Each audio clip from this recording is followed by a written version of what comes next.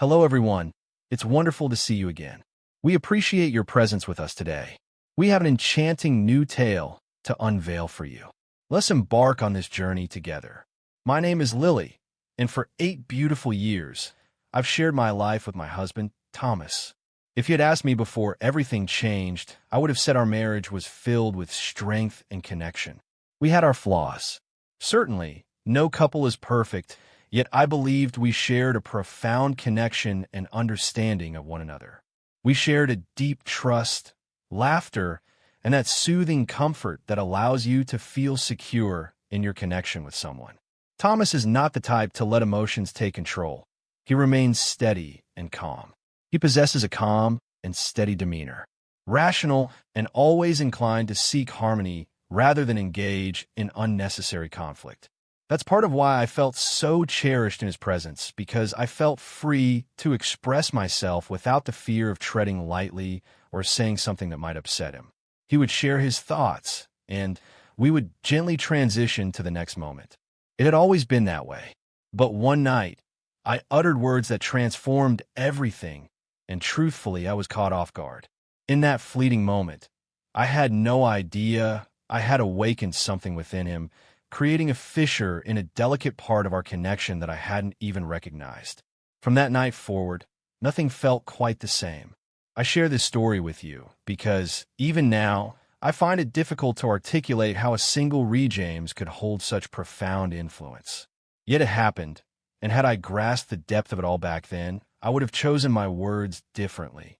It was a serene night as Thomas and I completed our dinner. Rather than turning on the TV, as was our custom, we chose to linger outside on the balcony.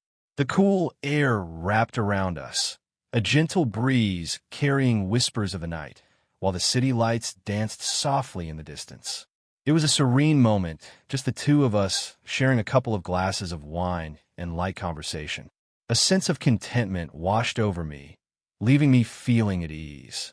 A thought crossed my mind, and I spoke it without hesitation.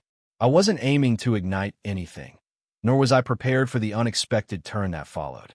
You know, I've always held a curiosity about exploring the experience with a black man. I expressed it with a light-hearted spirit as I leaned back in my chair.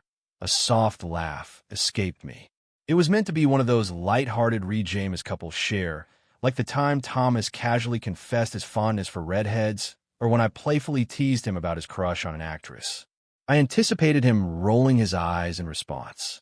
Perhaps I could have offered a playful retort or transformed the moment into something more teasing. Yet that didn't unfold.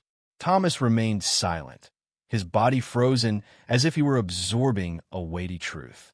That's when I began to sense the change. He finally turned his head toward me, and when he spoke, his voice was soft and intimate. The atmosphere was serene. It feels like my feelings aren't being valued by you. Do you feel how the warmth of the evening vanished in a heartbeat? My smile faded. I hadn't anticipated such a reaction, not in the slightest. I opened my mouth, ready to explain, to assure him it wasn't that serious. But the words eluded me, caught in the intensity of his gaze. It felt as if this moment held a weight that couldn't simply be brushed aside. Then, without another word, silence enveloped us. Thomas rose from his seat, leaving his half-finished drink behind on the table. He turned and walked inside, a quiet finality in his movement. I sat there, gazing at the glass he left behind, a heavy sensation settling in my chest as I pondered the weight of my choice. Confusion wrapped around me like a soft veil. I couldn't grasp why his reaction had been so intense. It was merely a comment, a fleeting thought, a whisper of a fantasy. Didn't couples share these intimate musings with one another? I kept reassuring myself that he was merely feeling sensitive, that by morning he would have calmed down and we would share a laugh about it later. Yet, as I slipped into bed that night, I found Thomas already turned away, his back to me. I reached out gently, my fingers brushing against his shoulder, but he remained unresponsive. I chose to release it, believing it's all perfectly okay. He would move past it. Yet as the days unfolded, a subtle change emerged. He wasn't overtly angry. He wasn't raising his voice or arguing with me. Yet his presence felt distant. He averted his gaze during our conversations, which once danced with playful teasing, now reduced to brief and straightforward exchanges.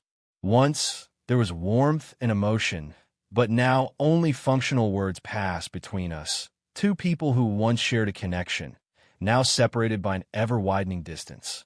Thomas found himself lingering at the office longer than he ever had before. He had always poured his heart into his work, yet now it seemed as though he was deliberately opting to remain in the quiet hum of the workplace rather than returning to the warmth of home. He would enter the room long after dinner, his words a soft murmur about a tiring day, before retreating to the soothing embrace of the shower. There was no kiss shared between us. There was no embrace. No, hello, darling. How did your day unfold? And when he was home, it felt as though he was absent. He would sit on the couch, absorbed in his phone or feigning interest in the television. Yet, I sensed his thoughts wandered elsewhere. The lack of connection was the most challenging aspect. Our bond has always been filled with warmth and tenderness. Thomas would draw me near as he cooked, gently kissing my forehead as he moved past. His hand used to rest gently on my thigh while we watched movies. But now, there is nothing, no touch, no connection at night.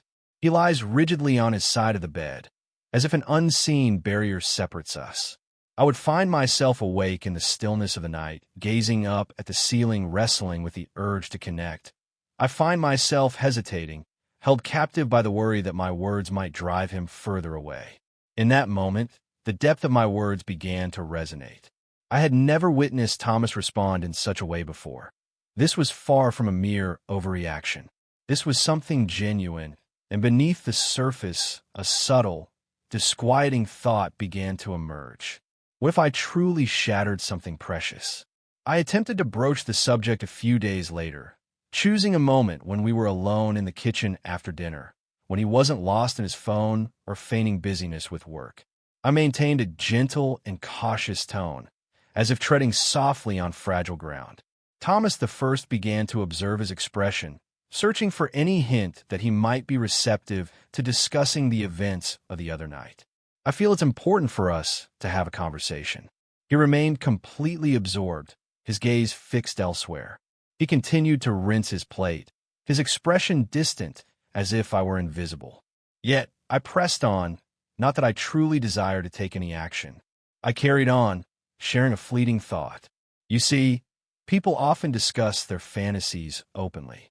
I believe we shared a connection that allowed us to express ourselves freely without it becoming something monumental, that stirred something within. He placed his plate down, dried his hands, and finally turned to face me. For a fleeting moment, I thought he might share something that we could navigate this as we always had. Instead, he simply exhaled, shook his head gently, and said, "I don't want to talk about it." That was all, just a total withdrawal. My cheeks flushed with a mix of frustration and longing. "Thomas, please." It was merely a jest, a foolish jest. I expressed my desire to leave the subject untouched. His tone was devoid of warmth, a definitive note that lingered in the air as he turned and left the kitchen. I remained there, a sense of vulnerability washing over me, understanding in that moment that this was more than a fleeting upset. It was the beginning of something deeper. He was wounded, and I realized I had made a mistake. Yet, I couldn't grasp why it seemed as though the bond we shared was unraveling over just a single phrase. I found myself in a state of longing. Thomas had hardly said a word to me in days, and when he finally did, his responses were brief, almost as if he were struggling to maintain a sense of decorum. I attempted to carry on as if everything were fine, wishing that with a little patience, everything might return to its former beauty. Yet it seemed that hope was slipping away. In a moment of reflection, I decided to connect with James, hoping it would bring some clarity. Thomas's closest companion, James, had always been composed, the type of person who could gently soothe his own turmoil with calm words. If there was anyone who could help me unravel the thoughts swirling in his mind, it was James. I reached out to him, hoping we could find a moment to be together. We found ourselves in a cozy coffee shop, and as I began to share my thoughts, I noticed a subtle change in James's expression. He listened intently, nodding along. Yet there was something he felt compelled to say. He spoke with a gentle deliberation. Thomas wasn't the type to easily move past moments like this. He let out a soft sigh, his fingers brushing against his jaw as if contemplating whether to share more of his thoughts. I understand that your intentions weren't harmful, but you just shared with your husband that you desire to be with another man, and not just any man, but a black man. That resonates deeply. I took a breath, but my intention was not what it seemed. I was simply sharing my thoughts. James gently shook his head, a soft expression crossing his face. That seems to be your concern. It was merely a conversation for him, yet lingered in the air, something he couldn't forget. He paused, weighing his words carefully before continuing. And if he discovers that you confided in me about this, it will only deepen the tension. I found it hard to accept that Thomas was upset, yes, but I thought it might resonate more if it came from another voice. I never intended to cause him pain. This situation isn't as significant as he perceives it to be. After our conversation, I found myself reflecting on James's advice as I left the coffee shop, feeling a sense of assurance wash over me. I believed I had made the right choice, yet I couldn't shake the feeling of being utterly mistaken. That evening, Thomas returned home late, just as he had every night that week. I was perched on the couch when he entered, his weariness palpable. I rose to my feet, offering a gentle smile in an attempt to dissolve the heaviness in the air. "Hey," I whispered gently, "can we talk?" He let out a soft sigh, his fingers gently massaging his temples. "Lily," I expressed my desire to keep this conversation away from that topic. After a moment of uncertainty, I finally admitted that I had spoken to James. His head lifted with a sudden intensity. It took me by surprise the way I felt in that moment. I was at a loss, unsure of my next step. I hoped he might offer some support, even for just a brief moment. I braced myself for a harsh reaction, but instead, he simply looked at me, his expression a mystery. After a moment, he shook his head, disbelief etched across his features. "You told James? You shared this with others?" he asked, his tone heavy with concern. "It's not what you think." He scoffed, stepping back as if my presence was too much for him to bear. Now I find myself navigating the reality that my wife harbors dreams of being with another man. Yet, I find myself pondering who else might be aware of this. I felt a flutter in my stomach. "Thomas, I simply needed some guidance, James." I was at a loss, his laughter echoing in the air. "Fix this, Lily," he said, "but you haven't changed a thing. You only deepened the situation." He shook his head, turning gracefully as he made his way toward the door. "Where are you headed?" I inquired, my voice a soft murmur. His silence lingered in the air. He simply moved forward, leaving everything behind. I found myself in the living room that night, gazing at the entrance, longing and yearning for Thomas to return. I found myself caught in the passage of time. Each hour stretched endlessly, and the absence of his presence transformed the very essence of the house. The heaviness of my actions pressed against my heart, creating a tightness that made each breath feel laborious. I realized I had stumbled, but was it truly as grave as I feared? I ran my fingers through my hair, my thoughts swirling. I confided in James, believing he could offer support, not out of a desire to shame Thomas. Yet, the expression on Thomas's face when he discovered the truth was more than just anger. It was something more profound. It was the gaze of a man who felt utterly forsaken. And here I was, sitting in solitude, contemplating whether a single exchange had shattered all that we had nurtured over the past 8 years. Guilt washed over me in waves, closely followed by a deep sense of frustration. What made him approach this with such intensity? I remained true to my commitments. It was an unexpected notion, a fleeting thought that brushed against my consciousness. A thought that slipped from my lips in a moment of spontaneity. Could a single, thoughtless James truly hold the strength to unravel the bond we share? And if so, what does that reveal about the depths of our connection? I picked up my phone, opened our conversation, and lingered on the final message, letting the words wash over me. I reached out to Thomas. "I long for your presence.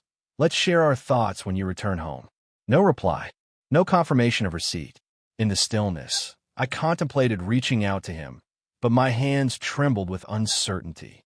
A wave of fear washed over me, the thought of him answering and sharing something profound leaving me hesitant. I found myself unprepared to confront the desire to mend what was broken, yet I felt lost in the uncertainty of how to begin. Who could I turn to in this moment of vulnerability? James was simply not an option, my friends. No, they simply reassure me that I haven't done anything wrong, my mom. No way. I hesitated to delve into that tangled web of emotions. The one person I longed to confide in was Thomas, yet uncertainty lingered about his return.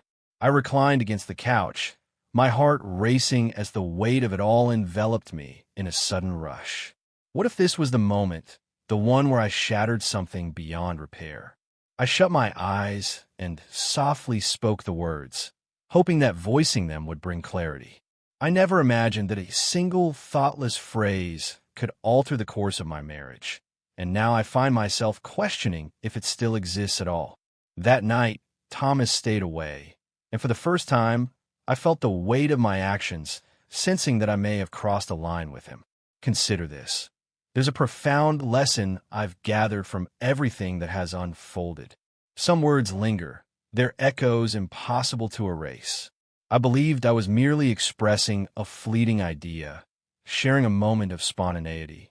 Yet, I didn't consider the impact it would have, and that's the lesson I hope others can learn. In a relationship, tread lightly with the topics you choose to discuss. Even if you perceive it as merely a light exchange, some feelings resonate more profoundly than we understand, and once they are expressed, they linger in the air. Once made, they linger in the air. I will be eager to know your thoughts. Have you ever shared a thought that felt light and unimportant, only to discover later that it profoundly transformed how someone perceived you? What was your approach to it? I would love to hear your thoughts in the comments. Your unique perspectives truly matter to me. And before you leave, if you feel someone else could benefit from this, please share it with them. Perhaps it will guide someone away from repeating the same misstep. I truly did. Thank you for joining me, and I look forward to our next encounter.